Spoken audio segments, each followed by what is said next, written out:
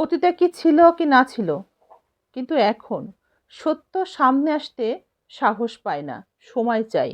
সত্যের কি ছিল কি না ছিল, এখন মিথ্যার কোনো লজ্জা নাই, মিথ্যার কোনো ভয় নাই, মিথ্যার কোনো ভাবনাও নাই। মিথ্যা আজ সে নিজেকে নিজেই প্রকাশ করে, নিজেকে নিজেই প্রকাশ করা ছাড়া তার কোনো গতিও নাই।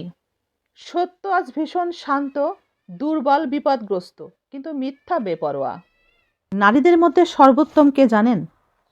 নারীদের মধ্যে সর্বোত্তম সেই যে তার স্বামীকে ভালোবাসে, স্বামীর যে কোনো আদেশের আনুগত্য করে, স্বামীর অপছন্দনীয় কাজ থেকে নিজেকে বিরত রাখে। আমাদের রব সেই সব নারীর দিকে রহমতের দৃষ্টি দিয়ে তাকান না যেসব নারীরা স্বামীর প্রতি কোনোভাবে কৃতজ্ঞতা প্রকাশ করে না। আমাদের সৃষ্টিকর্তা কখনোই সেই সব নারীর দিকে রহমতের দৃষ্টি দিয়ে তাকান না।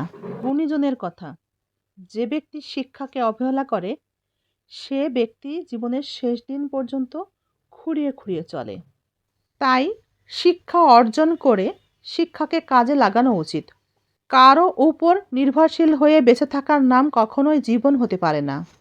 জীবন মানেই হচ্ছে নিজের শিক্ষা কর্মদক্ষতাকে কাজে লাগিয়ে সবার মাঝে নিজের অস্তিত্বকে প্রমাণ করে ভালো থাকা এবং বেঁচে থাকা। আমরা অনেকে তাই মনে করি, যারা বেইমানি করে, অত্যাচার করে, অবিচার করে, জুলুম করে, আঘাত করে, কষ্ট দেয়, অন্যকে ঠকায়, তারাই কেবল সুখে থাকে।